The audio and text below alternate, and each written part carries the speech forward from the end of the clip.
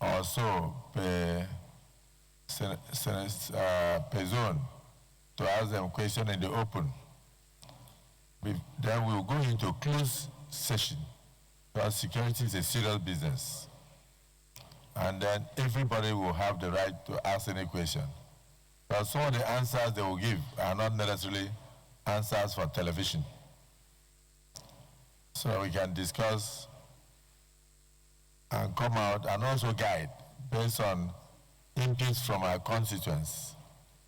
But in the open, you can ask just a question that is not too deep, so they don't have to mention names of bandits here. But when they are together with us in the closed session, you can go ahead with the various questions that will enable them to speak freely. But in the meantime, may I invite the